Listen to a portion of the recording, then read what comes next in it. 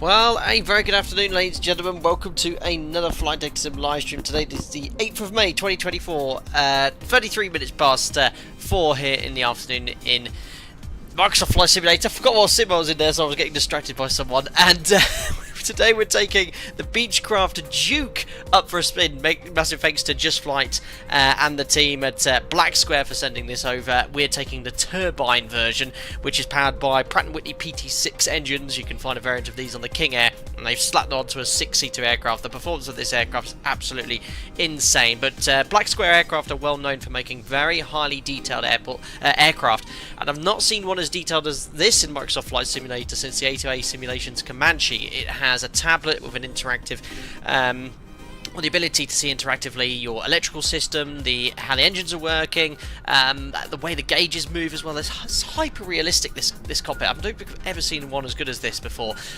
We're in Scotland. We're beginning flying from Dundee to Donegal in Ireland. Flight time around 50 minutes. Offline today, so I just want to preview this aircraft for the first time. Did a test sector this morning. Today's my first day off work, and I was so impressed with the aircraft. I was like, yeah, I've got to get a stream out for this thing as well. But yeah, it's an absolute beast.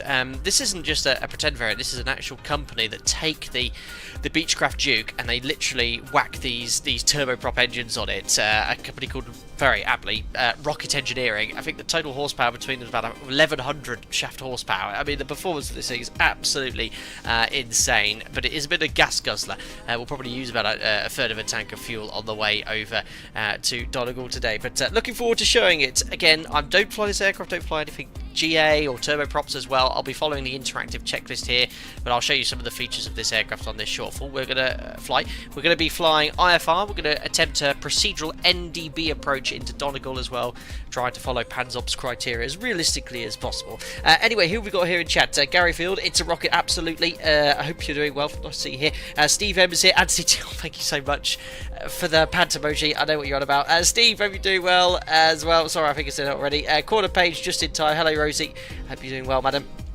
Domino Mosine is here, James French, James DePlacis is here as well. Steve M, yes, hoping you would try this Beyond ATC. Now, I've heard about this, and now I see it's available in beta, so yes, we'll try that very, very soon. Maybe tomorrow, maybe, we'll see. I've got a few plans tomorrow evening, and I'm actually working a day off on Friday, so yes, I will perhaps be able to preview that on Thursday, if not this weekend. Gary, I hope you're doing well. Slower and lower ceiling than the Piston variant. Yes, it isn't as fast, but the climb rate and acceleration is phenomenal. But yeah, actual fit the cruise is a little bit lower, but we'll be going up to 24,000 feet today using the pressurized cabin as well. You must try and stay alive as well. There's lots of features. Have I just seen a tug in the background on the grass? But yeah, you can see how the pressurization works in the background. Loads of additional features on this aircraft, which is really cool to hear. Interesting with an engine failure, I'm sure. Yeah, you imagine the amount of rudder you need to counteract that. It's going to be huge. Steve, hope you're having a fun work and it's all going well. Very well indeed. In fact, since I became a line training captain last month, I've been flying a little bit more. My flying week, they generally sort of leave me to it now, and I've got my theory course coming up a lot quicker than I thought, so I'm busy spending any spare time I have doing that as well. So the theory course it's quite short, not as long as the LTC course, but a lot of preparation required. It's all sort of stuff with the authorities you need to learn, and with EASA, so I'm sort of studying all those deep heavy manuals at the moment. James, it's a bit more faithful than DC3 turbine conversion, which involves a fuselage stretch as well. Yes, I don't know how they actually did it. I think they just simply whacked out is it Lycoming piston engines and then just whacked on the turboprops.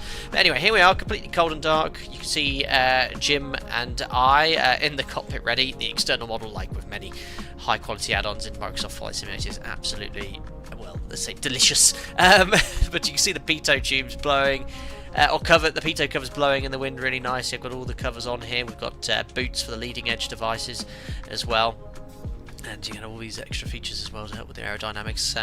Look at the stabilize on that as well. Is it anhedral or dihedral? I remember which one's which. I think it's dihedral is up, isn't it? So yeah, really nice aircraft. But let's jump into the cockpit. We are completely cold and dark. We'll talk a little bit about the features that you get with this add-on as well. There we are. So you can see the control locks are all in for both the engines and flight controls. The amount of configurations you can have on this is huge. I've got the working title GNS and 530 and 430. At the moment, this aircraft is ready for release. The team at Black Square are waiting for the SU-15 update, and they gave me a little patch to fix it because there was a bug where the GNS 530 and GNS 430 by working title weren't working properly, but with that patch it is working really well as well. So just the front page here, you can see there's additional things such as cloud strobe effects. I've not actually witnessed that, but apparently that looks really realistic as well. Pretty much brim the tanks of this sector, 400 kilos aside. I'll get rid of the covers, pitot covers and wheel chocks as well. It's just Jim and I on this sector to Donegal today. We've got our overnight bags ready for a little trip, and look at all the information. This is very much like the A2A Comanche. You can see all this as well, and the Challenger 650 by Hot Start in X-Plane has all these features as well. So we'll have a look at this whilst the engines are running. I've got two brand new engines on. Again, if you overstress them, you'll damage them, and the condition will decrease over time as well. There's multitude of failures you can have here. I think it's 160, I think it was quoted in the manual. So you can either fail them yourself, have random failures, or scheduled mode where failures just happen occasionally. The electrical system, so you can see how the load's being taken up by the battery, the IDGs, or whatever they're called in the Pratt & Whitney PT6s, which takes the AC power onto the buses, but you can see it all working. The cabin pressurization system as well, the temperatures, you can see here it's 15 degrees, which I think is the temperature here in Dundee right now. So yeah, it's a huge feature list here. The circuit breakers are all modelled as well, every single one of them, so you know, we'll have a play of it later, but if I pull the landing light circuit breaker, you'll see it doesn't work outside anymore. It's a very detailed add-on. Again, the phrase study level, well, they claim it's within 2% accuracy of the real world variant with regards to both the turbine and the piston variant that's coming out here as well. The manual that you get with it, I'll show you the PDF here briefly. So it is 161 pages into huge amount of detail. If you take off from a gravel runway, it simulates FOD damage as well, and you can see that on the tablet whilst you're taking part here. It's got an RNAV old school GPS you can select on as well, which I'm not too familiar how to use. I'm going to use the GNS GPS today. Yeah, it's an incredibly detailed manual with an interactive checklist, a weather radar, which I think works well. Yeah, a huge manual, and this is the highlights, or the featuring highlights of the aircraft, which you get all included, which is available on the Just Flight website, which you can read and download now. So yeah, that's just a wee snippet on all of the features here as well. 161 pages, aka half a tree to print out, yes, and all your ink if you decide to have the grey background as well. Anyway, we'll get the aircraft all set up now. So it gets the engine started quite quickly and then load up the GPS afterwards. We're going to use a combination of conventional navigation and GPS for this our sector today, but it's all included in this interactive checklist. So we'll sort of follow this. If you're not sure where any switch is, you can press the eye icon, which is really useful to do. So it presumes that you've done the pre-flight inspection. We can now remove the control locks, so one for the control column and the one for the engines. Your seat and seat belts are secure, cabin door is latched, nose baggage door is latched. If you press this key here, it puts the key there and shows you that the where the cargo is. You can close that to shut the front door as well, which is pretty cool. Parking brake is set. Electrical switches are all off. The sounds on this as well are phenomenal, really good, which we'll hear throughout this sector as well.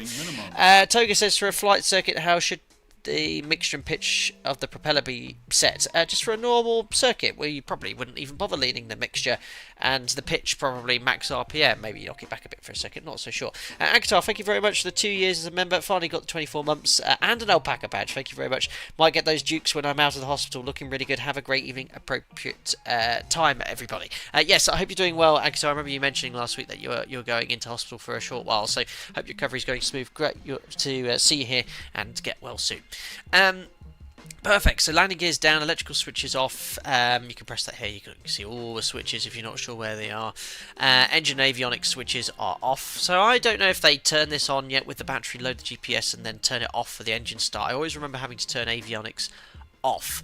Oxygen pressure as well, so we've got sufficient pressure for our sector. We'll be utilising this today on our cruise level of 24,000 feet. Circuit breakers are all in, supplemental bleed air is off. We'll need to pull these out later to ensure that we have a nice temperature in the cabin, but they're all off. Cabin pressure shut off is here as well. Flaps are up. Oh no, hold on, we've got loads of stuff here to do. CO2 detector, that's up here. This is modelled as a failure as well. So that's tested. Environmental mode is off, so that's the temperature, so the gaspers, I guess, for all the different temperatures, so we'll leave the temperature to off at the moment. Flaps are up, power levers are in the flight idle position, so there we are. We just have the condition levers here. Propellers are at max RPM. Sorry, power levers, these are the power levers. The condition levers here in cut off. Trims are all centered, and fuel will turn on. They are on by default. Perfect, so we're going to start the engine straight away. We've got so much fuel on board that we're going to just sit here whilst I load up the FMC, get everything up to temperature before we depart. Jeremy, I remember anhedral and dihedral by thinking about how wings look to an Antonov. Anhedral is Antonov, so that's down. Did I get that right then? I didn't dare look at chat to see if I got it right or not. Yes, that's a good way of remembering. Cool, so let's get the engine started, and for that we'll turn on the battery. So let's just turn the sounds off here, because the sounds on this are really cool. So battery on. You can hear it all powering up. Check the fuel quantities. So we've got 129 gallons in the left tank, 131 gallons in the right tank. We'll see how much we use on this sector. Look at all the instrumentation sort of doing its tests and moving. The way these move are super cool. And the needles as well. They're so smooth, and they sort of judder as well, very realistically.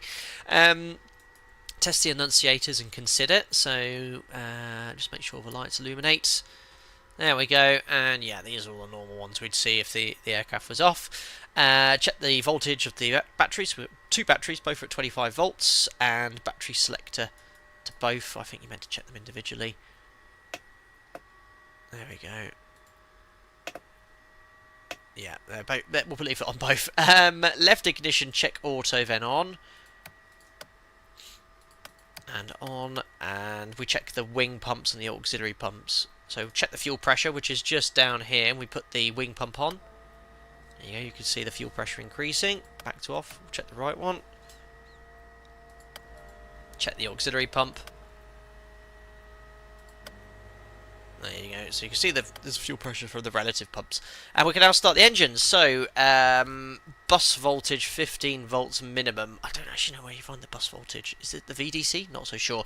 And then, oh no, it's sorry. We start the engine, make sure the volts don't drop below 15 whilst we're having the engine start. So yeah, the sounds on this are pretty cool. And watch the animation of the props as well. Did I remove? I did remove all the guards as well. So let's start engine number 2.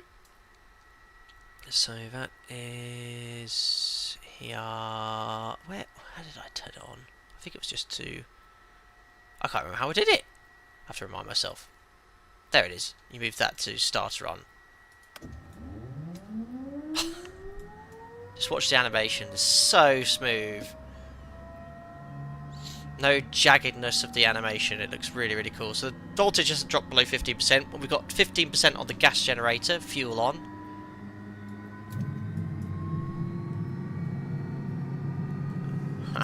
Very, very cool.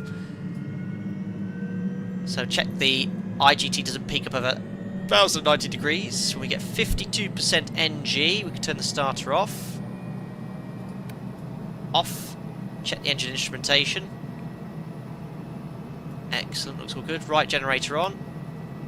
You can see the load's been picked up. There we are, so that's all good. And you can see the artificial horizons beginning to align as well. Generator below 60 in 2 minutes.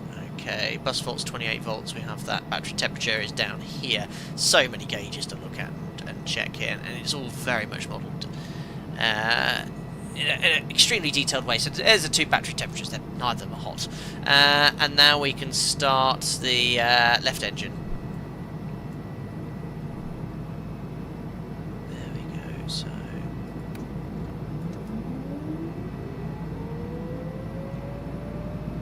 There's the animation. Waiting for 15%. Condition levers on. It's a jet engine, remember? Super sounds.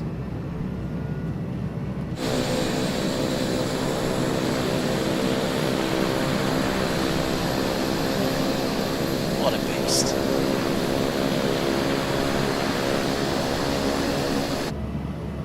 Perfect, I should have been doing other things here. So, starter off, generator on the bus.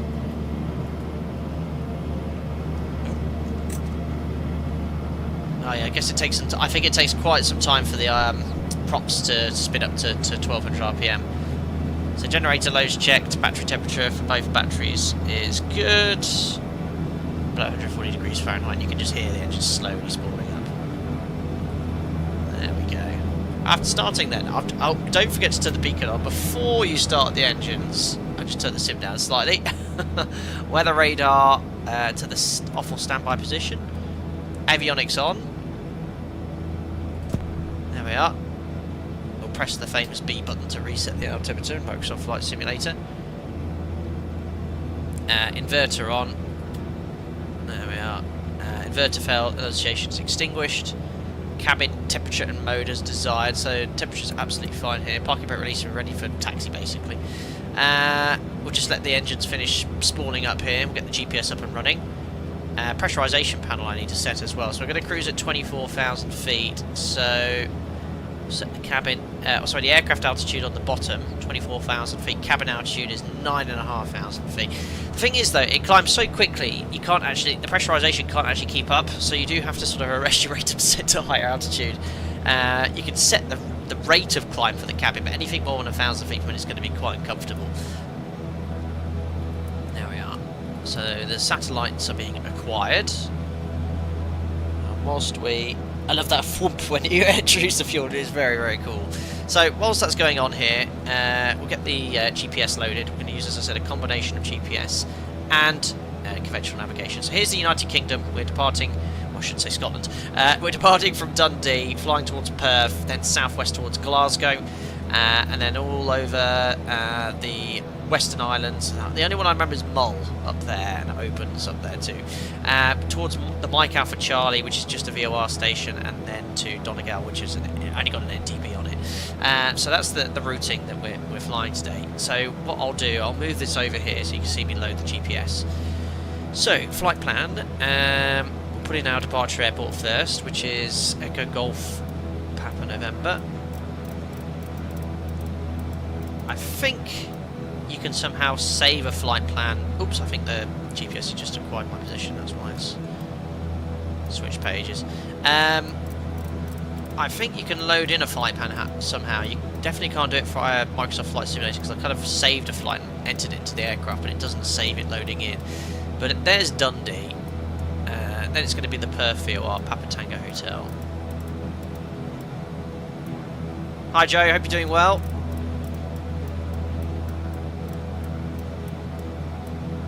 Joe Drage, one of our moderators in chat here, he has been accepted and he's going to be a pilot for British Airways, ladies and gentlemen. He joined the channel, still hadn't had your PPL when you started, Joe, had you? And now you're going to work for British Airways. Very, very cool. Perth, United Kingdom, not in Vietnam. Glasgow is Golf Oscar Whiskey.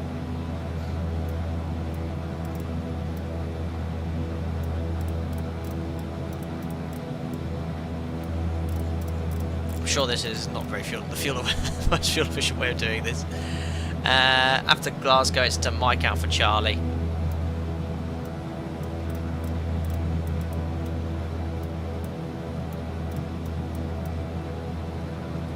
And then lastly, we'll put in the NDB on the station, which is Charlie Foxtrot November.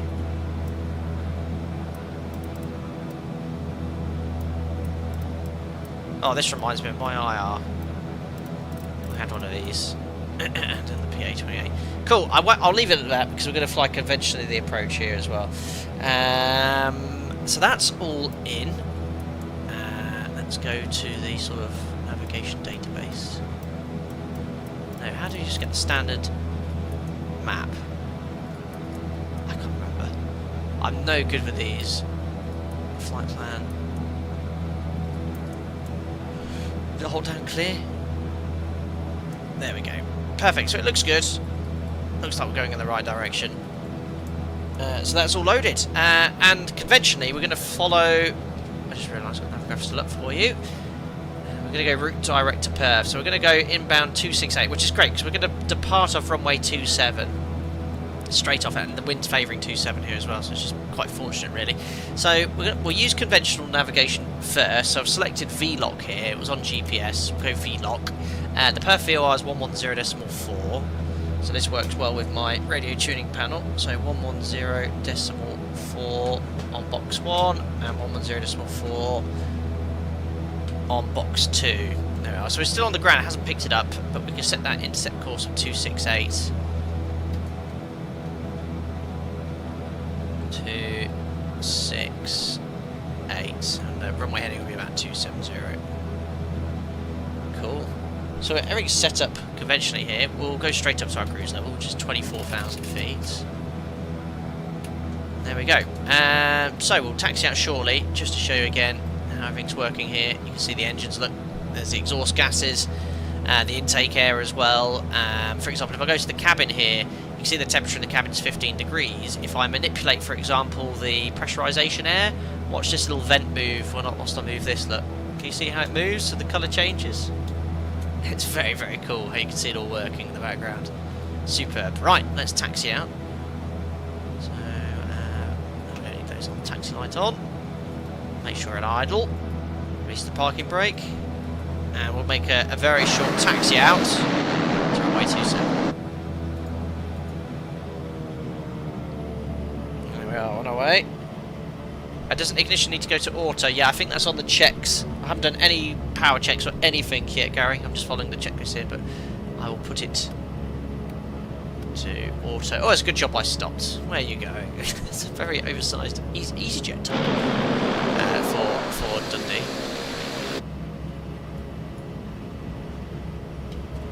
Do you have to sort of keep going to idle because it just wants to go off? So much power on this thing. Yeah, 4,000 feet per minute rate climb, no problem, as per the real aircraft.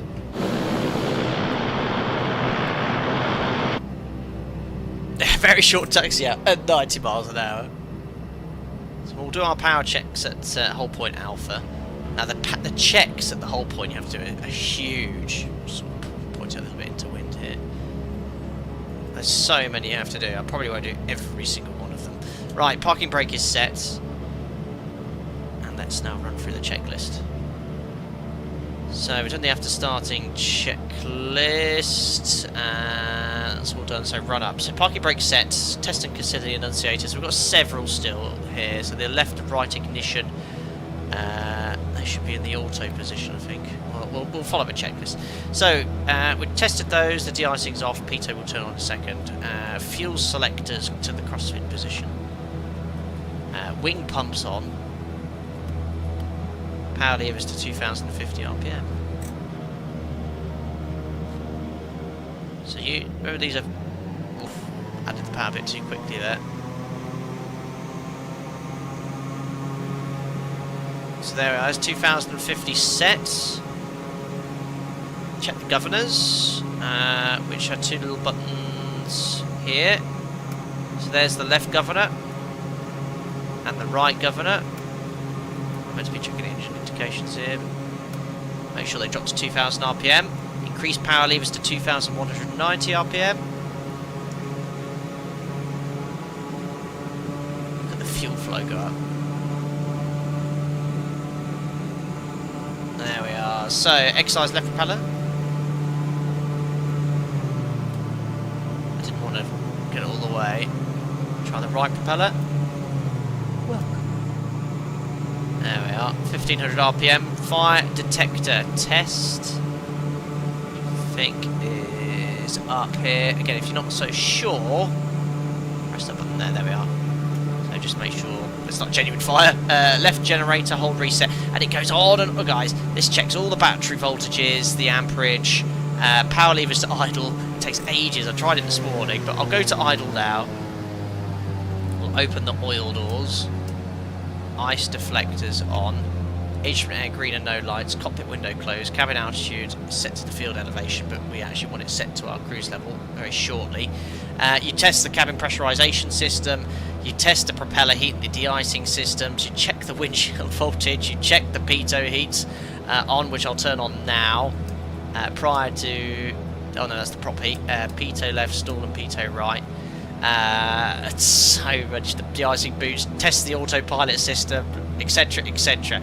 I'll set the flaps to take off. Altimeter set, departure briefing, takeoff heading set, dim for takeoff, parking brake release. You get the idea. There's a lot going on. It is a monster. You wait till the takeoff roll. So, we've got left and right ignition still illuminating. So, do they want to be just on at this stage? I don't like how they are staying illuminating even if I put them on. I'll leave them in the auto position with the yellow lights illuminating. Air conditioning off, lighting as desired, so we're about to take off.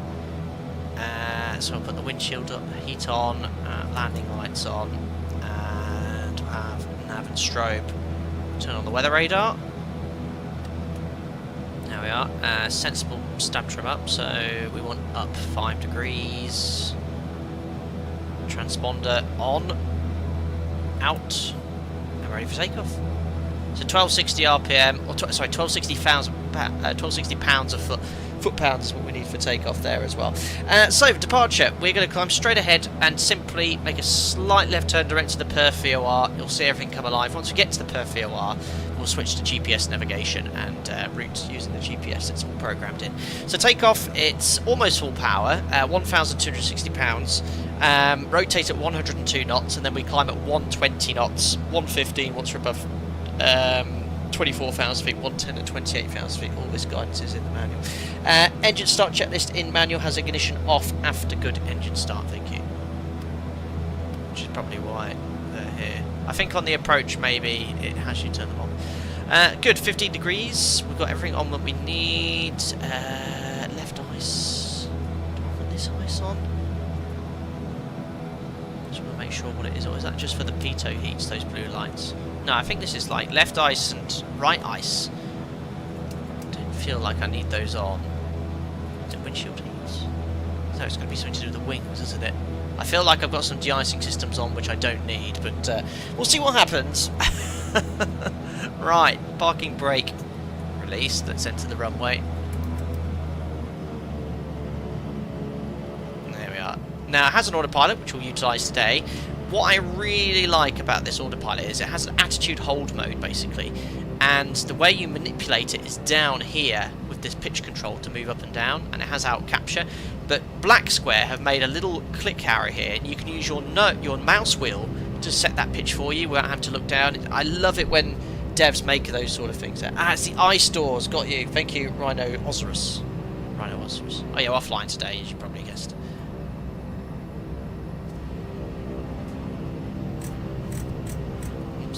In my joystick throttles.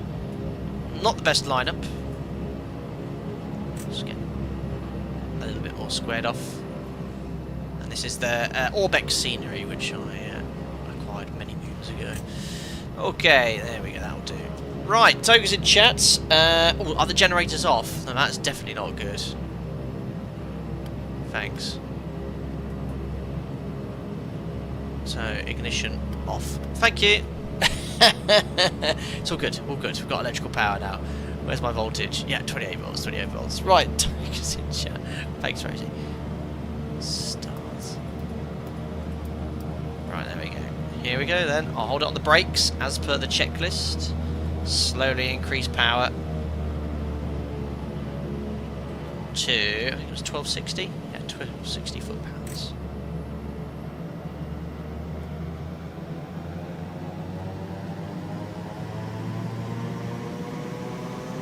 Hold it on the brakes until we get 1,260 pounds. It's almost full power. I might just go around 1,200. There's some strong brakes. Still increasing power. There we are. That's almost 1,200 aside. That will do. Releasing the brakes. Let's go.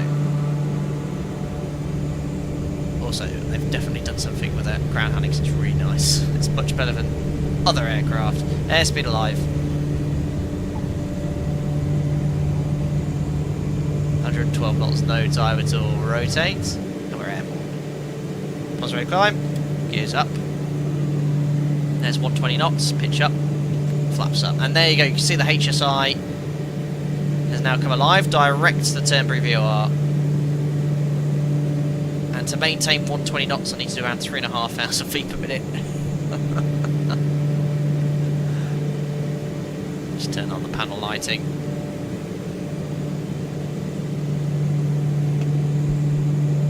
There we go. Oh, look, 120 best rate to climb. Look at this thing.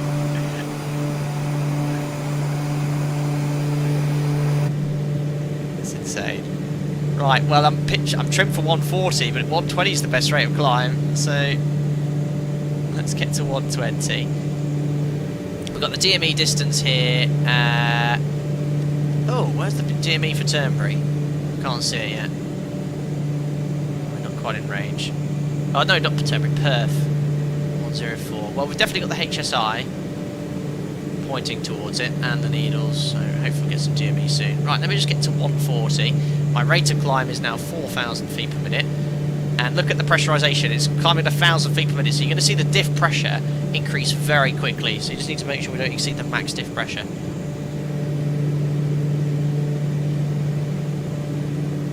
There we are. Take off. Reserve climb, landing lights can come off. There we go. Also turn the taxi light off. Engage your fire later. And we'll do en route climb 2,190 RPM, which is what we have, max RPM 1,200 on the power. Close all doors. There we go. And we'll turn off the device deflectors. How's the sound, guys? Do you want me to turn the sim down slightly, or is that okay? Look at this attitude. Crazy. Don't know why I'm not getting DME off this. I did on my test sector, but we are only 6.6 miles away. Sound is good. Thanks, Rhinoceros. Jamlin, thanks for the 50 mums, buddy. Says, hopefully I can watch the full stream. Can you click on the headphone jacks? And does it do headphone simulation? I don't think so. I did try that. Where are the headphone jacks? I definitely tried that. I remember I saw some and I clicked and it didn't do it. What if it does? I don't know. Where were they? I definitely saw some. Not sure. Yeah, this picture's saying, what's our attitude? About 15 degrees nose up. Approaching the Perth VOR. 10,000 feet. Look at the prop animations, are so realistic.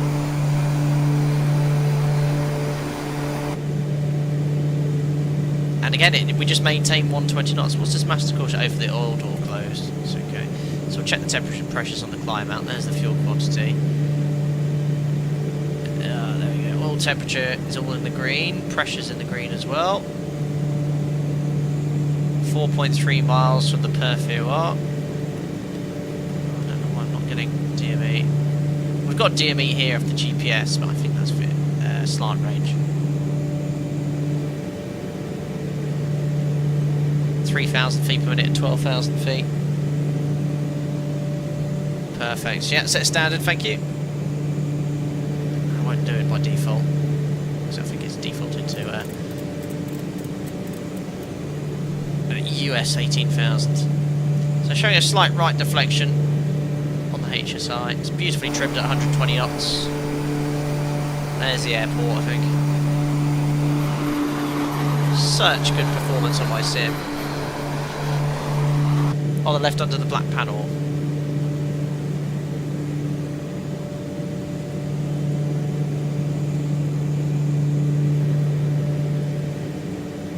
Oh yeah. No, not simulated my javelin, I'm afraid. Oop, I'm not looking where I'm going. So shake fly out, fly left. Stefan, so fun facts about the Turbine Duke. It weighs in at about the same as a TBM, but with twice the number of PT6 engines. That's crazy. Right, we're very close to the VOR now, so I won't go too crazy. Get back onto the HSI. And we'll check our next track outbound from Perth. Should be in magenta. There we are. 228 for 50 miles. We'll set the next track. There's the cone of confusion, look. Watch the needle swing, and it sort of, look how it moves. It's very juddery. And it's not the sim, that's how it moves on the HSI. It sort of sticks a bit. There you go, look, cone of confusion. Wasn't quite there. It left to 228 now. And we'll catch the outbound. Let's best check the pressurizer. Oh, max diff pressure almost. Yeah, so I think what it's doing now, I need to really think about what I rate of climb there. Cabin diff, yeah, so it's exceeded max cabin differential pressure, so I've got no choice but to really sort of reduce our rate of climb here. I'm taking a bit of power off. Alright, let's go on to the tail of this needle. So that's what that red, because I've climbed so fast, the cabin pressurisation can't keep up. So the max differential pressure, it'll blow the outflow valve. So HSI showing fly right. I've reduced a lot of power here. Just need to get that diff pressure under control. Yeah, this actually only has a top speed of 200 knots indicated.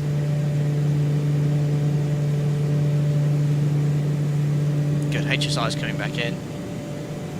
Just check the cabin pressurisation. Yeah, it's just exceeded max. So what I'm going to do is increase the cabin rate of climb here. That will drop the differential pressure, increase it there, just a little bit more above 1,000.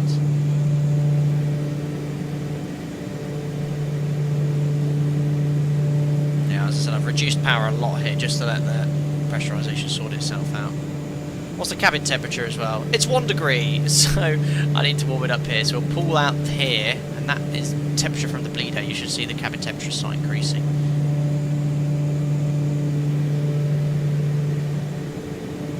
Alrighty, so we're all in trim now, so I'm going to switch to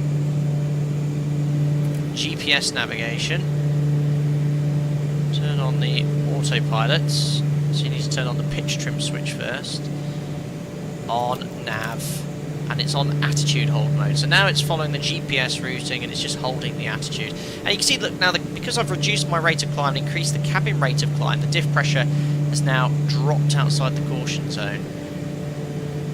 So again, we'll just leave it at this, just to let the cabin catch up, and then we'll start increasing our rate of climb again. Super.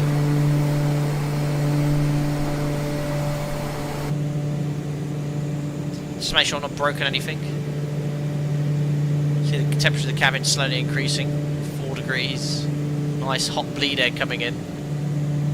Opening conditioned. There you go. Engine's still 100%. I've not broken anything yet. Very clever. You can see the animation. This is all spinning. Very cool.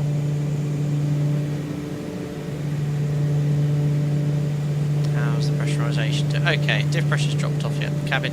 So you can really increase the cabin rate of climb. I think it's pretty much its maximum. It won't go much more over 1,000. That's actually going to be quite uncomfortable.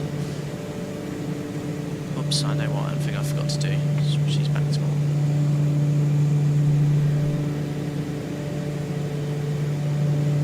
Brendan, how do you increase cabin rate of climb? Well, on here, I'm sure it's 7 to 7.3. You're manipulating some sort of outflow valve, so you're controlling the amount of air that escapes the cabin.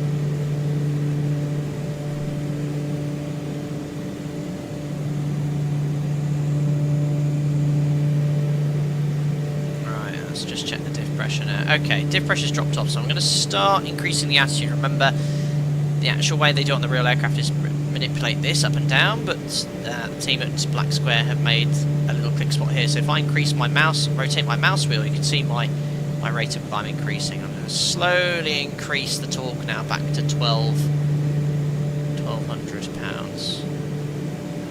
We're nearly at our cruise level. Increasing the power. And there she goes again.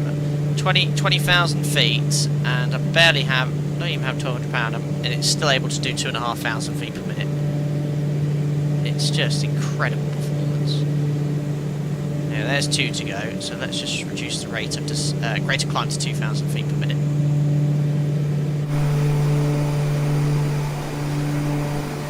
Don't forget to set the cabin temperature mode, thank you. Auto heat, please. Try not to cook Jim and I.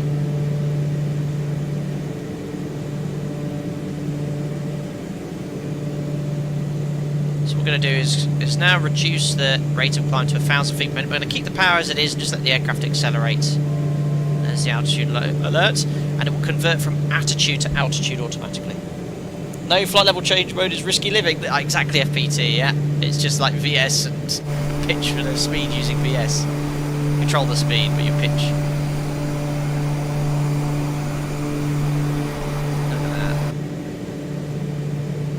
Why am I not getting the DME from Perth? I really don't know. So there's out. It's a gas guzzler as well. 40. I mean, I'm going to reduce power in a bit, but 40 gallons per hour per engine. So, you know, in less than 3 hours, I'm burning through all my fuel. There we are. So, ignition, auto, or off. Leave it in the auto position. Can't hurt. Oil doors close. Close. Ice deflectors as required, windshield heat as required. I'll probably turn it on up here because it's probably quite cold outside. Yeah, minus 30 outside, so if you didn't have it on, it would start steaming up. Fuel amount is maximum 25 gallons, reduce RPM to 2,000.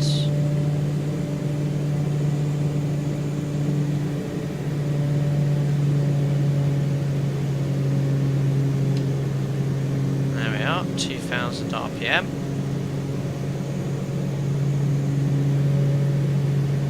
Fine tune it. Power lever's at 150, so I'm actually at full power because of the altitude here. So that's as much as I can get out of it, indicated up here. 185 knots at full power. What's the master caution for? I'm not sure. It's all good. Cabin pressure monitor. There we are. So that's stabilising. The cabin altitude should be at 9,500 feet, which it is. Let's just make sure the cabin climb stops. A bit. Diff pressure is right below the max diff pressure. Engine performance monitor. There we go. What was the master warning for? I fear it could have been something serious. At least we're here. At least we're here. There we go. Check out the routing as well. Routing directly to the Glasgow VOR, so we'll tune that now, 15.4, right over the Glasgow. And over the northern part of the Irish Sea, north of Northern Ireland and back into Ireland. There we go. So the Glasgow VOR is 15.4. I think Perth doesn't have DME, that's why.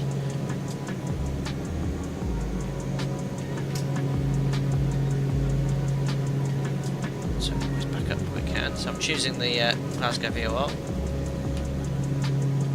There we are, look.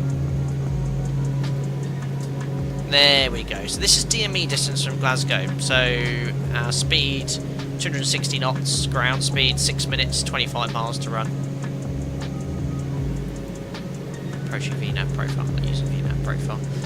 Tune nav 2, 15.4 as well.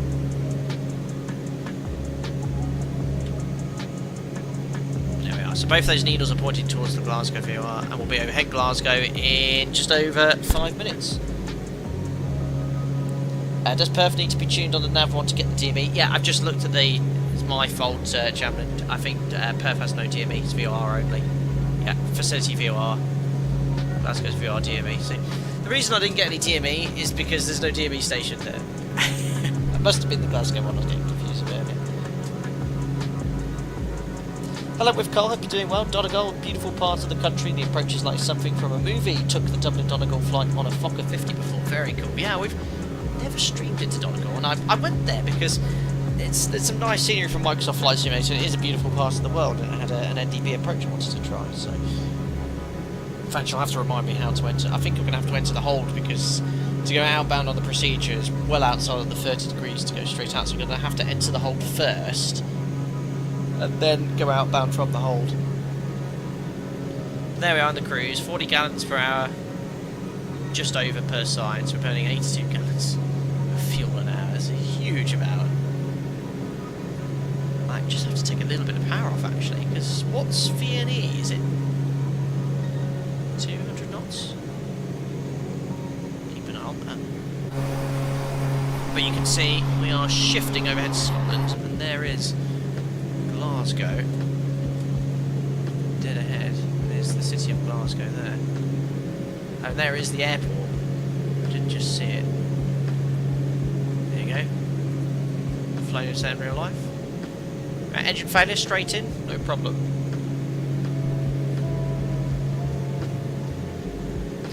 There's VRDME approach 2 on runway 27 at Derry. Is there? I didn't realise I had a runway. Oh, in Echo India Delta Lima. You're thinking of somewhere else? Because that's the Spurious Bodge. It's only 0321 at Donegal. And you've got Localizer only on 21 and NDB on 03.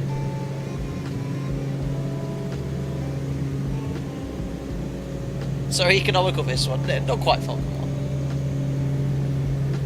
1. Cody, what was the most enjoyable part earning your tickets in the multi-engine Pistons? Well, Cody, it's been... What was the last time? When did I do my IR? 2011 I passed my rating, so 13 years ago. It's the last time I flew a twin-engine piston aircraft. But I was just happy to pass my IR, that's all, and I was quite happy then to see the end of the aircraft. But single pilot's a lot of work, and now I had to do it with no GPS as well. Yeah, we'll do log DME Spurious Bodge on 2-1.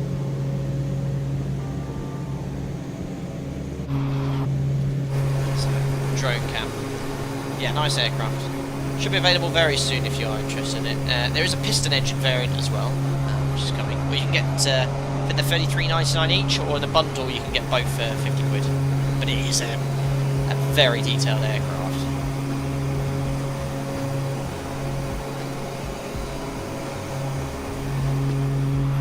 There's Glasgow below. It's just stunning, isn't it? I mean, look at the size of the engines compared to the aircraft.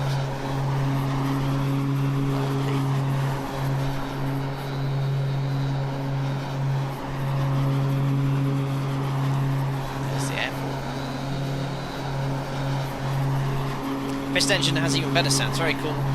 Yeah, I was a bit torn whether to fly the piston or the turbine one, but this has a bit of a cult following online. The Royal Turbine, it's literally called by Rocket Engineering. I think it will set you back $1 million if you wanted one of these in real life. And I was reading about it earlier. The overhaul cost of one of these engines is about 150,000 each, and the running costs around £900 an hour. Janet, stream stutter? No, everything looks good my side. It says excellent condition here. Sometimes for a second, everything's running smoothly my side. Hope you're doing well. Still happening, coming on nicely. We'll be showing it off. Some guys in the FS Expo, if we can prize it from Nick. Very, very cool. Is that the Fokker? Not sure. Flying gas bug. Who would own a Turbine Duke? Can't imagine it would be very affordable operating two big thirsty turboprops for so little aeroplane. Yes, I don't know who would be a typical owner. There you go. Look at that. Love the animation of these needle drops. So cool.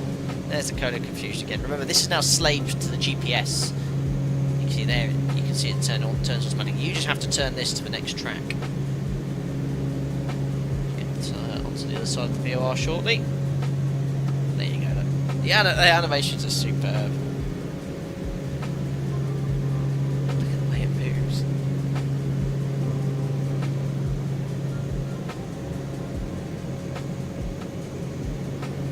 Pretty much, Stefan, that's the owner.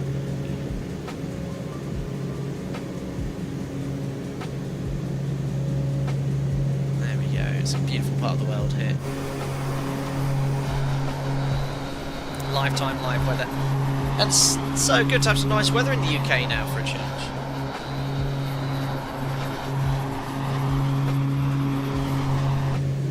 Oh, I think there's only 20 Royal Dukes anyway. Owning one is quite difficult aside from having the money for one, yeah. It's a bit of a niche thing, isn't it?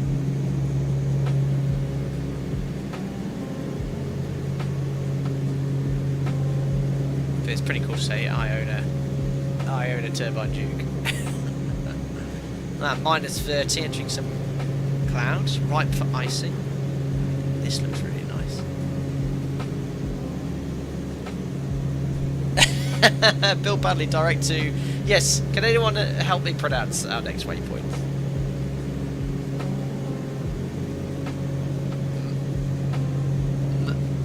Yeah, that. Nakrinehanish. That I cannot pronounce. Yeah, sat here in the cruise really, really nicely. You know, what a tourer to have as well.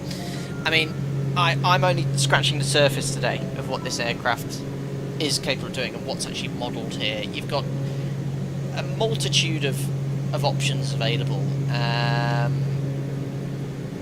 different options. For example, the GPS system. I've just gone for the GNS 530, GNS 430. There's others available. You have to download. I think these are free. So the archaic, old school RNAV system, KLN, KX. There's the payware GTN. I think. Well, I don't know if it's free. You can have that outfitted as well. Yeah, superb. Just see how everything's working. Pretty much everything is powered. Did I turn off the pumps? No, I didn't turn off the pumps. Look, there we go. Oh, it's 34 degrees in here. Jim, why have you not said anything? It's a bit toasty. Right, let's put this on. Just auto. Can I have just auto cool?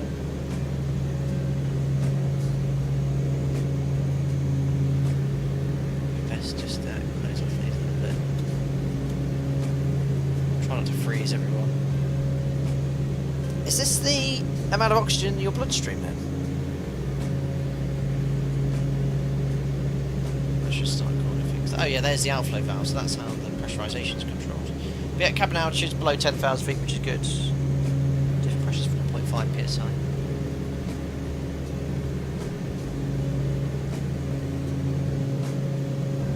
No, nice try, Spurious Podge, but if I... Well, you find it difficult to open that with the pressurisation, but I will depressurise the plane if I open the window. Rook, I'm guessing these old planes don't have any real autopilots or any advanced features in the slightest. Well, actually, yeah, it has a Sentry 4 mode autopilot, which is accurately modelled, and it, you know, you can hold altitude, you can set an attitude, and follow an ILS or a localizer.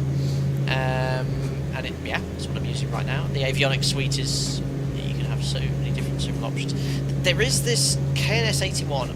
Honestly, there is a manual on it. I had a little flick through it, and it's quite complicated, but you can use this to load waypoints and fly as well.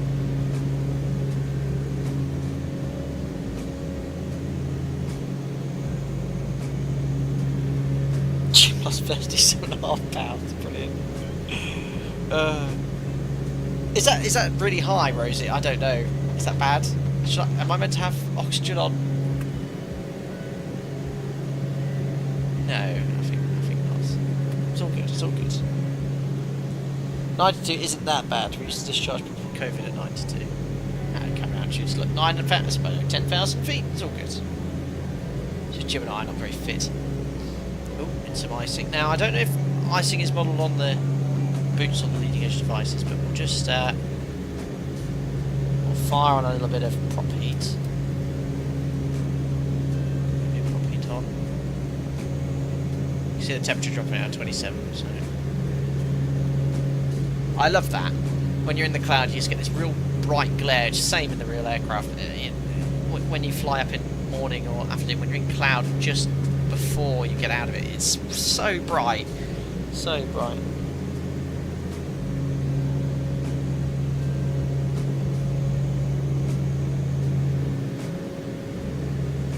Neon wings. I'm curious if you do get hypoxic, if you'll black out.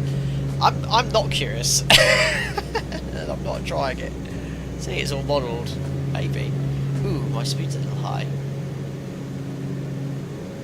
But I don't know if I think in the manual it says VNE is 200 odd knots, but I don't know if you go higher if that changes.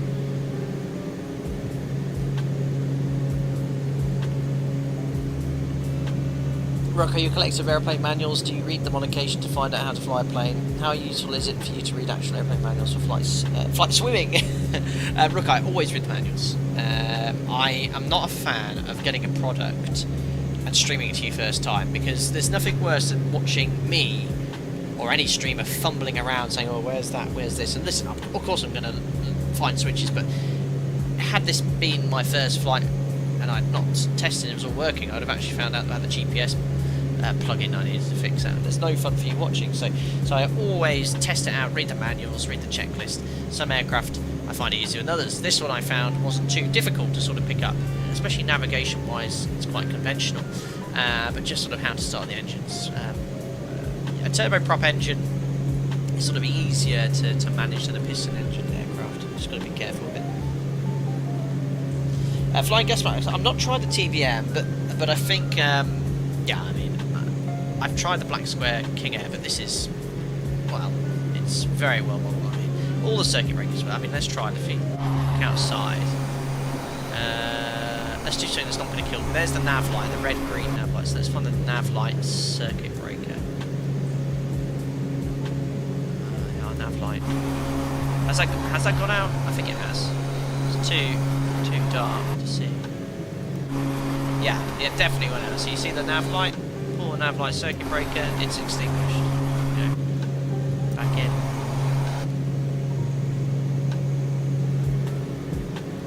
Very cool. Crikey, we're actually tracking on nicely now. When we get to Mike Alpha Charlie, we'll tune up the NDB, start talking about the approach we're going to do, because I need to work out how we're going to approach the airport. We're going to do a procedural arrival. Stefan, you logged a short flight in a Duke from Rand to Lanseria in South Africa. It was a bit overwhelming. Yes, it's a busy cockpit. Turn the prop lights off now. You know, it's nice, and yeah, the quality is just very, very nice. Just zipping along 198 knots. Ground speed is 260 knots. Flight level 240. Oh, look at the scenery below. Fantastic. Rosie, over the Isle of Arran. Very cool.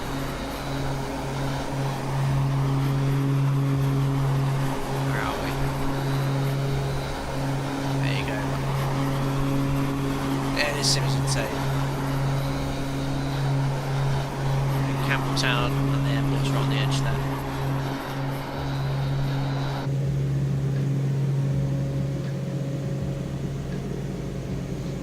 So what we can do is start setting up for the approach. We've got this VNAV profiles. This is really useful to work out target rates of descent. So you can simply say, look, my target attitude. I'll just have a quick look at the approach. So we're gonna, because we're coming in from we're doing this arrival. There's no stars here, but we're coming in directly on this track at 259, and the procedure is this right turn.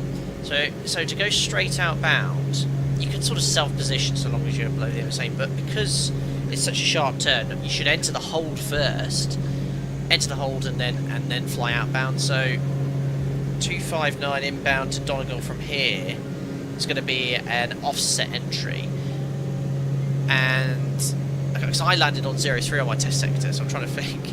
It's an offset entry. You've got to go 30 degrees off the track here, so 205 plus 30, so we're going to go 235 outbound for a minute, and then inbound, so we're going to fly over the top of the beacon, 235, enter the hold, and then we'll go straight outbound, Cat A or B, 012, until we're 7 miles away, and then right turn into the localizer. So, CFN, we'd ideally like to enter the hold, let's say at 4,000 feet, level off, and then we can fly outbound from there. So what I'll do, I'll set this up here, 4,000 feet. Sea level 1 mile, let's put 1 mile before, not Mach.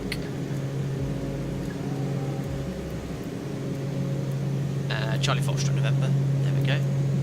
And there you go, you can see what target rate of descent is required right now, but I think, oh yeah, vertical speed profile, we'll change that to 2,000 feet per minute.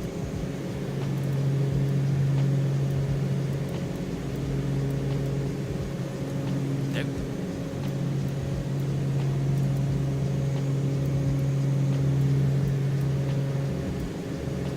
Ah, what's happened? Right, 4,000 feet, 1 mile before CFN. Why have I lost my VSR guidance? Not so sure. Anyway, we're now inbound to Donegal, 22 minutes away. And that track here is 259. So we can set that here. We do need to rely on GPS because there's no VOR. Donegal is just NDP. So how come I've lost now? Weather radar's not doing much, pointing up to... what happened there? Is that icing? Let's cheat and see what's going on. Ooh. Ah! FOD intensity. Oh, cool! Look at this guy! See, this is the sort of stuff that we want to see from devs. Look at this. You can see icing is building up here. That's why the engine's probably had a little bit of a wobble. We are in icing conditions, so... Oh, it's just disappeared now. Very cool. Well, we'll use a bit of... Let's put on the prop heat. Where's the surface? Is that like just one quick boot of the... Oh, look, you can see the boots have expanded. So cool. Can you see the boots? Look, have inflated. The animation. This is very cool by Black Square. Do you see that? Do you see the boots inflate? I'm gonna have to do that again. Right. So see the leading edge. It's all nice and smooth. If I put this on cycle.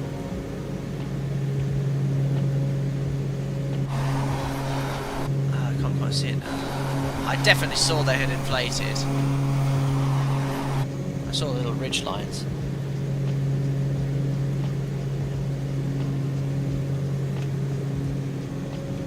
There we go. Do you see that? It's so quick though. Fine. I'll try my best to hold this here. Yeah, can you see that, guy? Look at that. Look. That's so cool. I have never seen working boots on any add-on in Microsoft Flight Simulator. Just one more time, manual, zoom in quickly, look at the boots that are deflating. Superb work. Wow. Anyway, sorry, I've been distracted here. Hello, Jerry Vanook, hope you're doing well. Listeners have been looking forward to a traditional procedural approach. Very, very cool. Steph, in my opinion, just like friends make the best planes in Microsoft Flight Sim. Yeah, I'm inclined to agree, and they've improved so much since release. Well, I said they've improved. They've gotten better and better and better. Very, very nice indeed. Right. Anyway, that aside, that I've just worked out the DRC boots work. How do I get this to? I'm just going to say direct to CFN again. See if that. Aha! That worked. 38 minutes before. No, that can't be right. So we're only 19 minutes from the beacon, but this is saying start descent in 38 minutes. 1 mile before, 4,000 feet, 1 mile before CFN, 2,000 feet. That's broken. I've broken the VNAV. Sorry, I've probably go old school.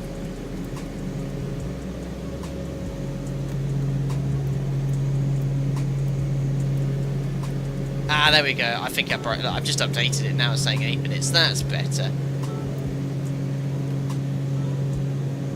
So this is the required vertical speed to get at 1 mile before. So it's working out right. If you want to descend at 2,000 feet per minute, start your descent in 8 minutes, and I will get you at, if you do 2,000 feet per minute, 1 mile before at the correct height. Rough approach. Your flight plan was susp, so you didn't get the VSR. thanks, Rough Approach again. My apologies. I'm unfamiliar with the Garmin GPS system. Well, I've used it in the past, but certainly not for a very long time. Oh, look at this. Icing again. Oh, it's very cool that you're at, we're in icing conditions and it's simulating ice coming in. But again, whether you actually get any visual clues on the leading edge, I'm not so sure. But the boots work, which is very cool. Planes wish I could watch stream, but I'll have to catch up later. Have a nice flight. Oh, no worries. Thanks very much for coming in. Right, as we're only 7 minutes from top descent, and was it 18 minutes from the airport? We'd best start setting up the approach. So we're going to fly this procedurally. We'll just double check the weather here. I think it's a nice day. Yeah, 240 at 12. So we definitely want runway 21. 10k fewer at 2,400, it's 14 degrees QNH 1025, so the weather's absolutely fine. So what we're going to do is fly this localizer only approach. So as discussed, this is testing my PANZOPS knowledge. 259, Donegal, we can't go straight outbound because it's more than 30 degrees. You can if you self-position above the MSA, but let's try and enter the hole properly. So we're going to go over the beacon, outbound for a minute, on the offset. So offset 30 degrees off the final approach track. So 205 plus 30, 235. We go on a track of 235 for 1 minute. Left turn on the holding side, inbound to the beacon. Then once overhead the beacon, we'll fly outbound 012. There's no timing required because DME needed, and it's a distance of 7 miles. So we'll tune that now. 110.3. Nav 1 and Nav 2. So I'm using my radio tuning panel. So 1103. 103. We need the ADF, which is 361, and we'll switch this to ADF as well. We'll have one on VOR, one on ADF, and the beacon was 361.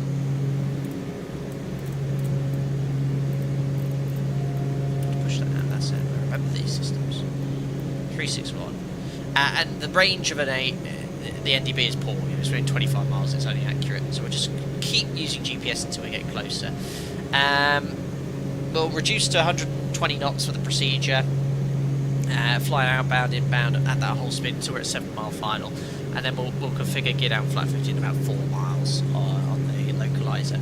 Now the approach itself, we won't do CDA. We'll fly overhead the VO at 4,000 feet, descend to 2,300 outbound, and we'll maintain 2,300 until 60 ME. India Foxtrot November. We then start descending, and it's quite a steep path. Look, it's 3.5 degrees, so our final approach is about 120 knots. So we need to do about 750 feet per minute. So I'll disconnect and hand fly this. We should be visual.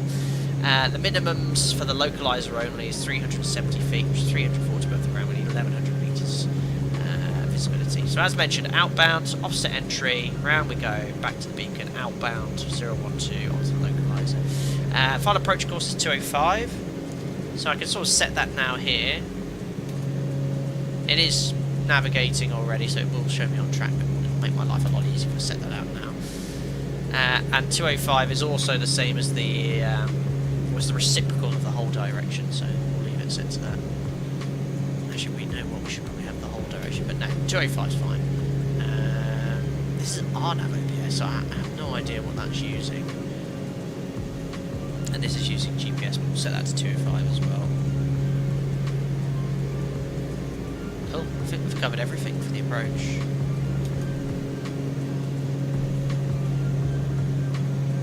Very cool. Richard, hope you're doing well. Good to see you here, Just Flight as well, firing away, answering questions. Thank you very much for whoever's behind the Just Flight YouTube channel for answering queries. Thanks for popping in, buddy. And thanks to Scott, I don't know if it's you, to providing me access to all these fantastic products that you let me preview. Hayden says, I was chatting to Steve M. All good here. Perfect. So again, we'll utilise that. It's not VNAV per mode, but it will tell you when to start your descent and at what rate of descent you need to maintain to achieve 4,000 feet 1 mile before. Again, we'll just keep an eye out for any icing. We'll fire up the boots. So 1 cycle. Has it got up the leading edge? Ah, so I wonder if you do 1 cycle does the trailing edge... sorry, the leading edge devices on the horizontal stabilizer.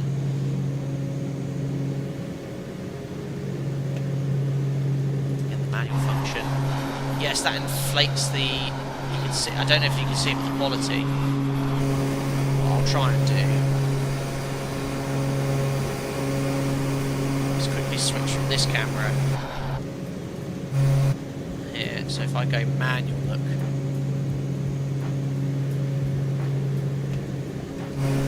See the boots inflating. So cool that they've animated that. Oh, I think I need a little bit of left rudder trim in.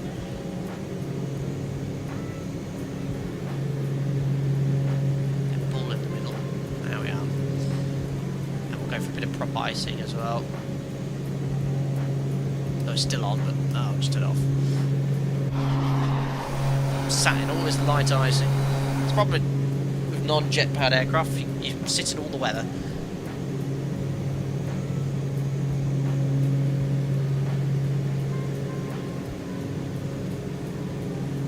2 minutes till top of descent. A lovely scenic Scottish Islands. We can't see, I'm afraid. Look how much fuel we've used. 96 gallons inside. What do we start with? 130? That's crazy. 30, we've burnt 70 gallons of fuel and we've been airborne for 42 minutes.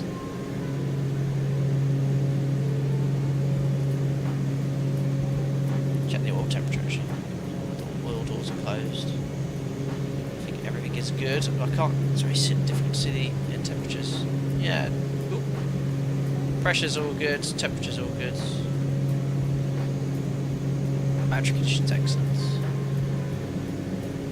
You can see more detailed information about the engines here as well. Nav page. Look, your position, your fuel, full fuel, time, air data. It's such a mirage of little instruments.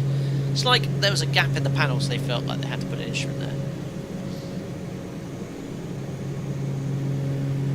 1 minute till top of descent. Vertical speed required currently to be 1 mile before CFN at 4,000 is 1,800 feet per minute. Oh yeah, we need to set the cabin. We need to set this to. We need to wait until we start descending. You can see how it works. You set this to your destination elevation, so it can control the descent.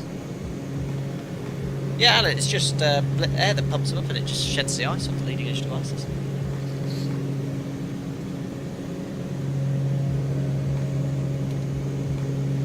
Matches Dukes and Pigs will not run at lean and peak. Is that for the like combustion powered variants? There we are, descent to target. So there we are, approaching 2,000 feet per minute required. So what we'll do, we'll descend to 4,000 feet. 30, 20. Level off there. Spurious Podge, thank you very much, sir, for your £5 donation. Very kind, sir. Thank you. Watch the approach into 21 at Donegal. The terrain around before touchdown zone suddenly drops. Can fool you into descending below poppies. Poppies. Thank you, Spurious Podge. I will remain vigilant. Thank you very much for your donation. Very kind, sir. Yes, that can happen with train equipment drops off, so you've got to be careful. Thank you indeed. Right, altitude hold, so remember you can press this as a shortcut, go to attitude, and now I'm just going to dial in 2,000 feet per minute. Again, I'm using the very handy click spot location, reducing power. You can see the required rate of descent now. So we'll just dial in about 2,000, there we go. And taking a bit of power off as well to maintain about 180 knots in the descent. So a little bit of a higher rate of descent there. And we'll set this to sea level now, so the cabin depressurises. That's a bit high, so we'll just reduce the rate to 1,000 feet per minute. There we are, set to sea level. And we don't want the cabin to be more than 1,000, otherwise that's uncomfortable.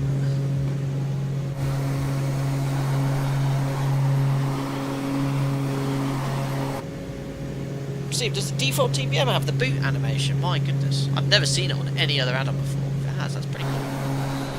This one definitely has. Old school rotating beacon as well.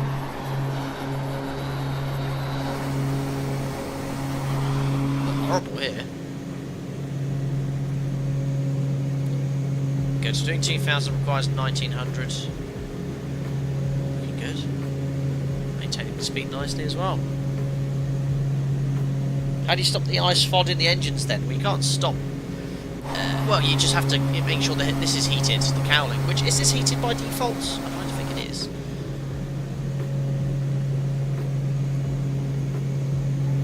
What's the temperature in here as well? 15 degrees, okay, not bad. I've got all the heaters on. I should think one of these ensures that the ice isn't forming here. If you let that build up and then melt it, you're going to have ice into the engine. Are they boots on there? Possibly. I wouldn't think so, because surely they could be sucked in. Damage. I should think they're heated. But I'm maybe.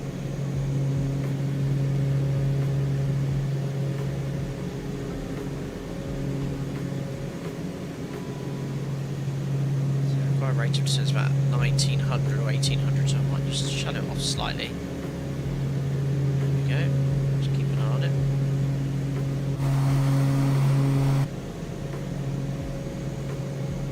Inlet separators on. Where are those bib on? And are they on? Otherwise, I'm going to have a huge chunk of ice go into the engine when I do turn them on.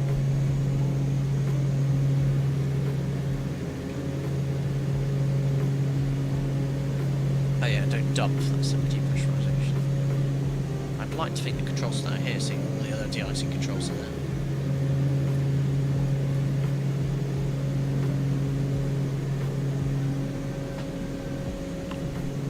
Approaching, that's a normally heated on turboprops and use of the inertial separator. Ah, okay. Ah, out the cloud we are. Oh, look at this scenery below.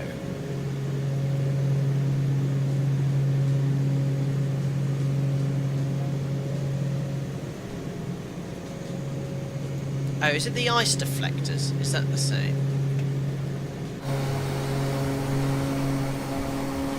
Oh no, I think that's up here.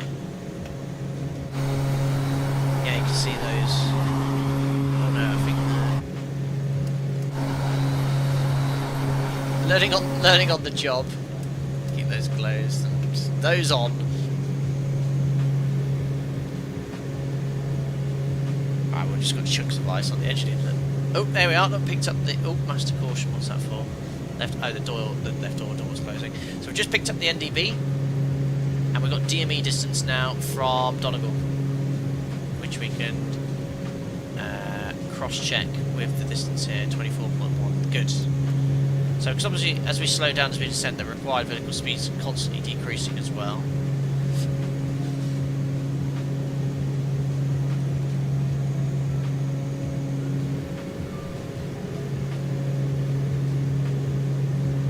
Very cool. Thanks for all the info, guys.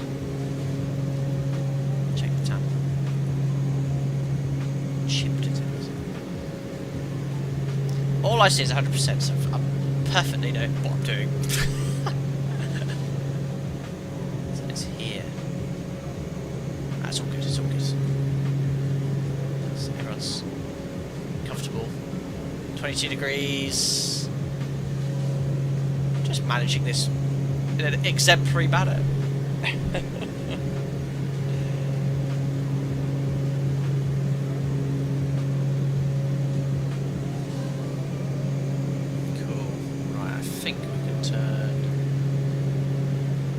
Heat's already off. We'll leave the piece of heat on for sure. Fuel vents, my goodness.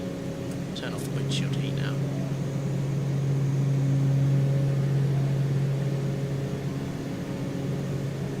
Right, let's just run the checklist actually for descent. So set the destination altitude, ignition auto or off. We are in the auto position. All doors, we want those still closed. Ice deflectors as required. I'll have those in. Power levers reduced, which we've done. Monitor the engine descent.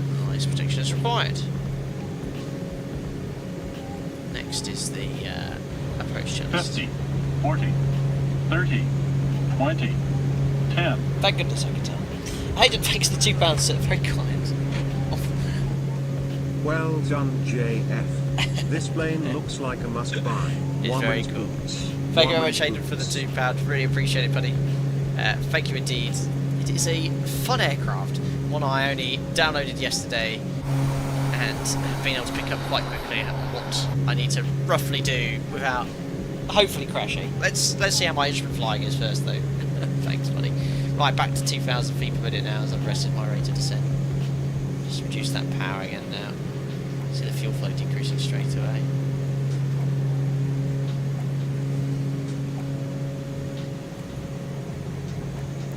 That music is in the background, I apologise. Very scenic down here.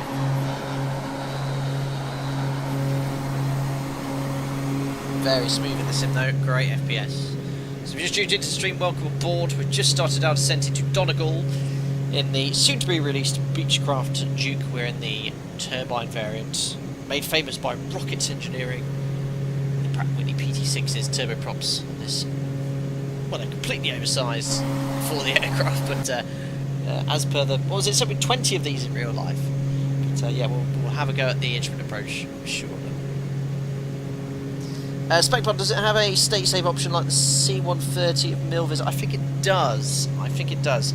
The manual is available on the Just Flight website, so if you look in the video description, click the link and you can actually look at the manual now. So much more speed actually, I'm just reducing too much.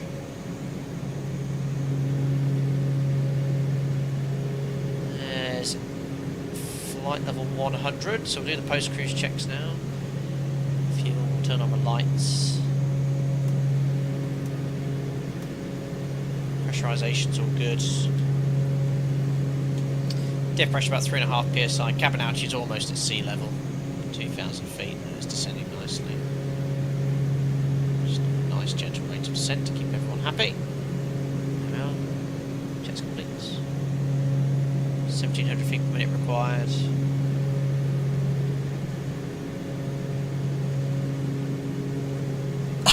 Brilliant, Stefan. What a comparison. What a beautiful sunset as well.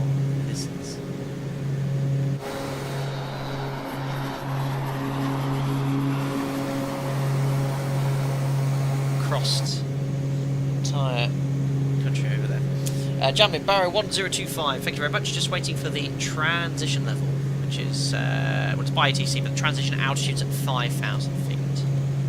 Look here, there you go, 5,000 feet. Then we'll come off flight level. To be fair, I probably would have been cleared to an altitude by now. Now the green needle is pointing directly, the ADF, to the beacon. We also have it here on the old school style OBS. It's just an old school bearing course, so battery's not too hot, which is good.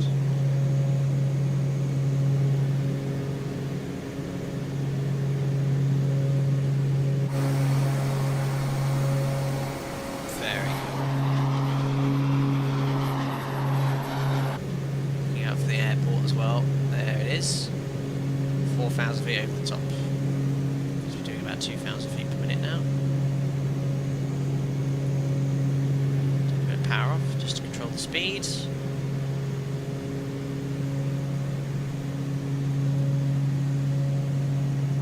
Perfect. Distance to go 5 miles. What's this here? Cabin temperature high 32. Jim, I've got an auto cool. We'll close the air temperature things here. It's all good, it's all good. There we are, I did a thing. Speed start just to 140. There's the airport. And we're going to come off GPS navigation now, so let's just get the heading book updated. I'm going to go heading select now. Things there. No, that's out. Heading, there we are. And over to conventional navigation now, so we're no longer using the GPS to navigate. Want to go, so we'll just shallow off the rate of descent to 1,000 feet per minute. Waiting for the needle swing, and remember we're going to go on a track of 235 initially, ignore that. There's the airport. 235, and it's the tail of the only thing I'm not using this is for the final approach. I'm just using the tail of this needle to navigate.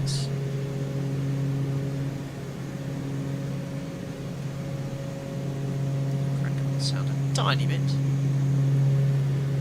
Ready to level off 4,000 feet. Just remind you, once we're overhead the beacon, I'm going to fly outbound this way and then into the hold for a straight outbound procedure. There's out capture. That worked really well. See, the needle's just beginning to topple to the right, I think. I've got a power to maintain 140 knots. And we're going to maintain 4,000 feet as we do the offset entries in the hold.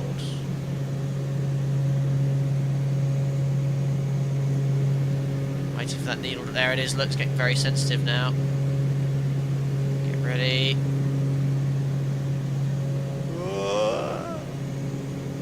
There it goes. There it swings.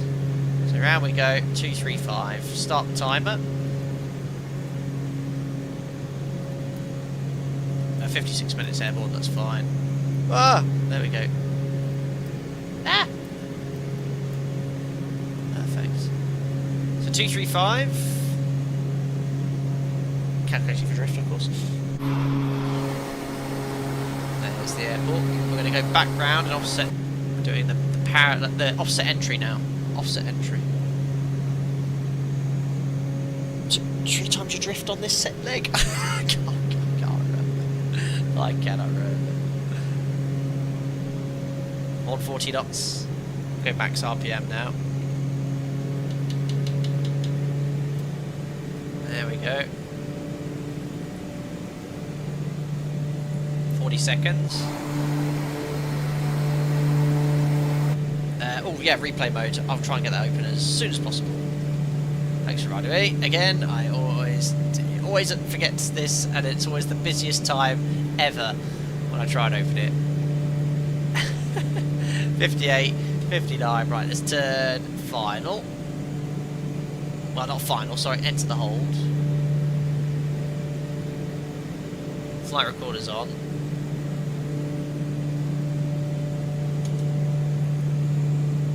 So the inbound course for the hold is 035.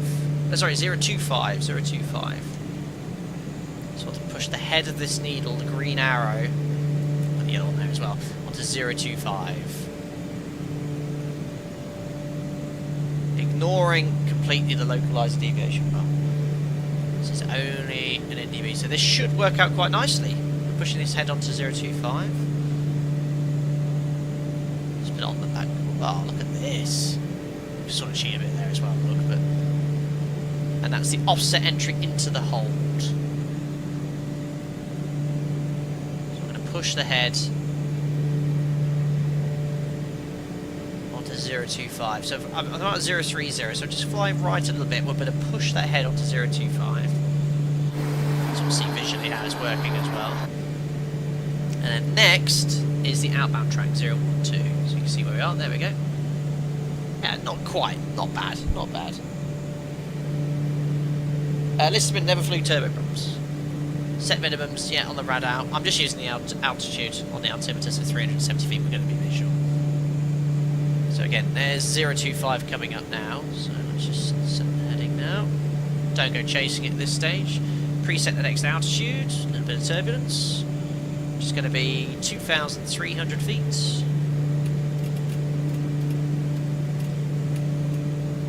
And it's going to be outbound on a track of 012. There goes the needle again. So 012. Wait for the needle drop. They'll be a lot smoother on this one. Look at them. And the animations are superb. Right, there's 012 outbound till 7 miles. Oh no, where's my DME gone again? Ah! Someone said it's... I don't know how I've gotten rid of the DME somehow, and I don't know why. Oh, someone told me earlier. Right, anyway, hopefully we'll get the distance here. We can step down to 2,300 now. So attitude... Let's just set 1,000 feet per minute. How do I get DME back? I had DME earlier. It was working, I haven't pressed anything else. Right, reduce a bit of power. I'm a bit stuffed here because I need DME. How are we tracking outbound anyway? 012, not bad. I'm very happy with the outbound track.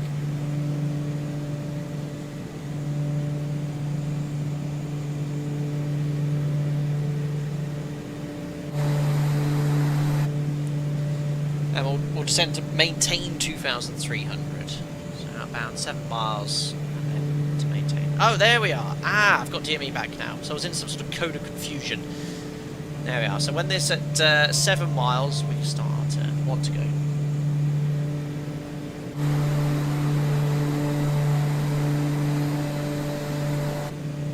Start reducing the speed to 120 now. Maximum extension speed for the approach flaps is quite fast actually.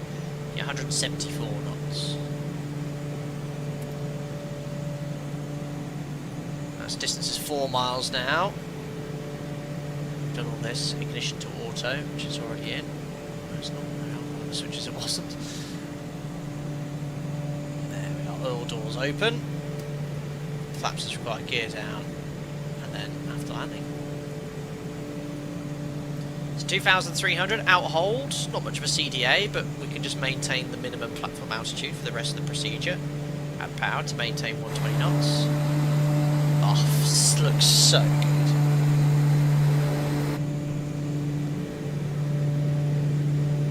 Track is perfect. 012. Let's have a look. I'm going to cheat for a second. You can't teach it. Alright, just slightly off. Slightly off. You can give it to me. Remember, there's no glide path for this, there's localizer only. Yeah, master caution, it's all good, it's all good. 6.2 miles. There we are, waiting for the turn.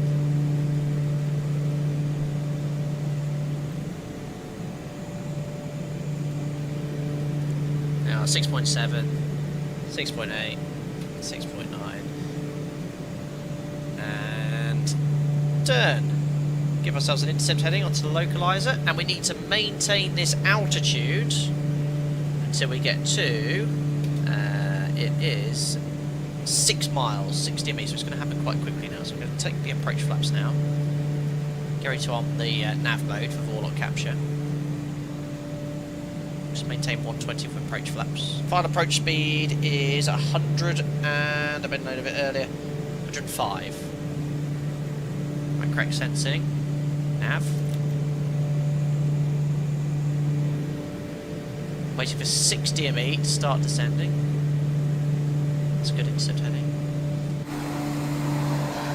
It's getting dark here in Donegal. You can hit the dials and you'll be able to unstick them. No way, Christian. Oh, in the real aircraft maybe, yeah, that's all right. Right, localizer alive, localizer capture. Runway heading set. And it's 6 DME. Remember, that's the final approach fix. We can start our descent. So we're doing about 120 knots, so we need to do 750 feet per minute. So approaching descent. We'll set 400 feet. Get ready for attitude hold. 6.6 DME. There's attitude. And 6.3, 6.2, 6.1, start descending. So we need 750 feet per minute. Drop the power. That's the gear warning horn. And there we go. And we can do some height distance cross checks. We could do 1 or 2. So 5 miles, height of 1930. Drop the gear now. Final approach flaps. That's the gear warning horn. Oof, there's all that drag as well. So distance 5 miles. We want to be a height of 1930. We're a little bit below profile. Anyway, I'm going to disconnect now. You get the idea of altitude distance cross checks. You've seen me do it before. You can just use the attitude mode until you get to your MDA and level off. But anyway, I want to have some fun. Hand flying. You've got the localized deviation here. There's no glide slope information, so I need to keep that picture, keep the runway in the exact same point in the windscreen all the way till touchdown. Again, I can still do some altitude distance cross check. So a distance of 4 miles, I should be at 1570. So I'm a little bit low here actually, adding power. Level off there for a second actually. So 4 miles, 1570. Got to remember it's a steeper path. There we are. So now we'll keep that picture. Distance of 3 miles, we want to be at 1200 feet. That's the altitude alert, that's for the minimums. So we'll set the Mr. Approach how to shoot. I didn't check actually. It's 3,600 feet. So 3 miles, I want to be at 1200 feet. That's better, looking a bit more profile. The CDI is showing me fly left. And check this gear down, flaps full. And we'll keep that picture all the way till touchdown. Distance 2 miles, we need to be at 830 feet. We're at 2.6, we're a smidge low here looking at that picture. 2 miles, 830 feet. Oh no! I've done a big doo-doo. Oh no, no, that's a fail. What did I forget to do? Oh no, that's a big doo-doo. 2 miles, I want to be at 830 feet. Now I'm a little bit high. A little bit high.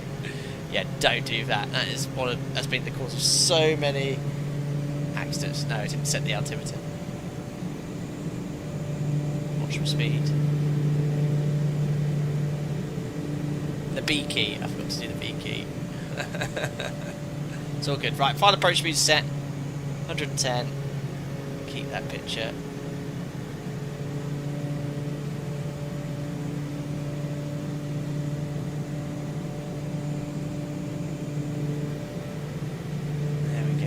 Smidge too slow. That's better. On speed, keep that picture. Ooh, bit of turbulence. No, there's any pappies on this runway, not a problem. I hope the gear is down. Yeah, I can see it is.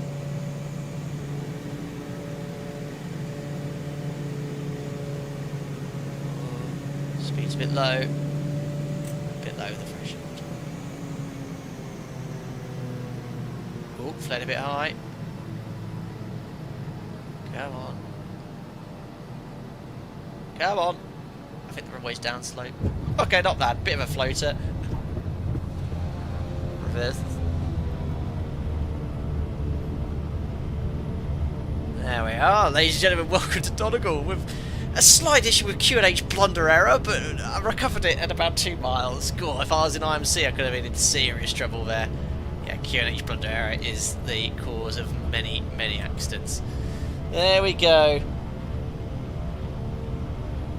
And here we are. This is standard Microsoft Flight Sim Donegal scenery, which is detailed. And we'll take this next left here. And it's just started raining as well. Awesome, what an add-on. Very, very cool. Right, we'll clean up. Turn up the sim. So, flaps are up. Remember, I don't fly this aircraft, and if you do, I've probably made an absolute dog's dinner of it, but I'd sort of flew it okay. I'll take it. Right, bulk landing, didn't one of those. After landing then, so ignition we can take off. Which is here. Flaps are already up. Just park in front of the hangar. Cabin diff, verify 0, then we'll dump the outflow valve. Lights as desired. They can come off. We'll turn off the taxi lights. Just coming on to stand. Shut down and secure is next. Very good sounds on that. We should overcook the parking slightly. Bring it to a stop there. I think how much fuel I used as well. Almost half a tank on an hour flight. There we go. Let's bring it to a stop there.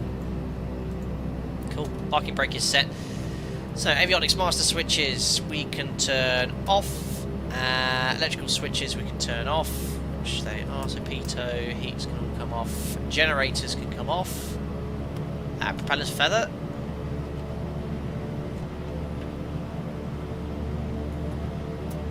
There we are. And condition levers to cut off. Oh, some weird stuff. There we go.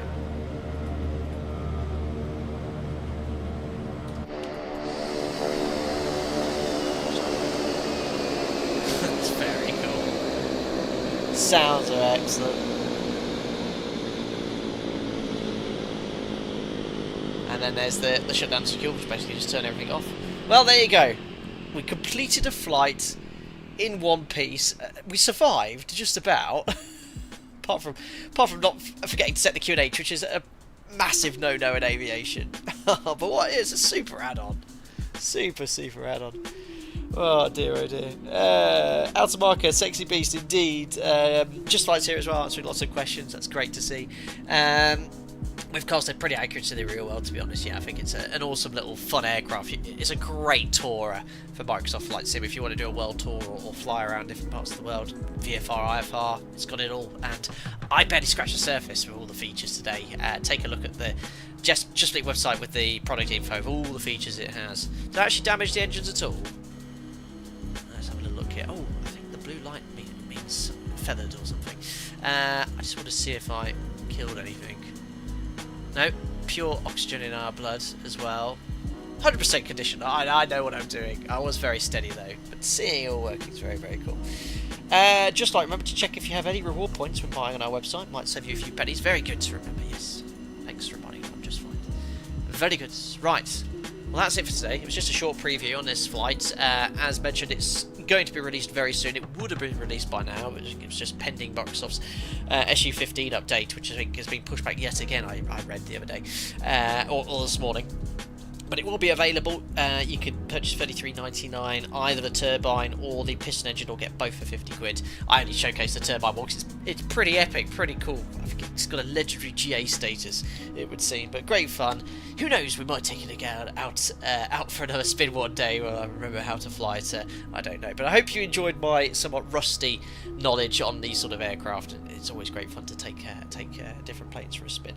I think I might use it to do a North Atlantic crossing before some eventually this year. Yes, don't go direct. You'll definitely need to go via Iceland and Greenland for sure. Cool. So I did do a replay. Let's see how it works in here. So stop. I've not tried it in the aircraft before, so let's have a look. Promising. Don't think any of the gauges will work, but let's just put ourselves on the approach. There you go, it's dropping the animation. Oh, look at the little lights popping down when the gear comes down as well. Yeah, I think it's pretty good for a replay. So I'll just turn this down slightly. I usually start the replay music first, don't I? I'm out of touch here. Let me just turn that on now. There we go. It's a bit of a floater, guys. Sounds very good as well, but it handles well, and on the takeoff roll and the landing, they've done something's going on behind the scenes here to make it feel like not other aircraft in Microsoft Flight Simulator. Oh, look at the clouds and the scenery, so cool. Right, I think the runway was a bit downsloping in my defence, probably not, but did float a little bit. Yeah, I was a bit low. And a bit past the touchdown, the marking point.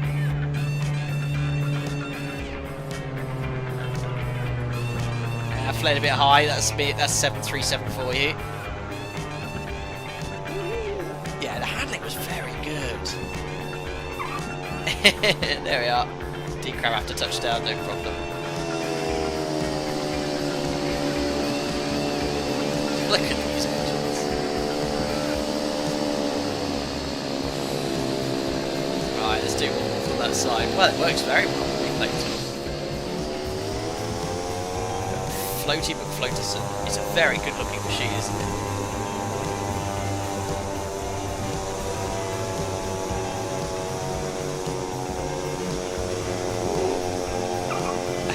Yeah. Something's going on there to make it handle very nicely.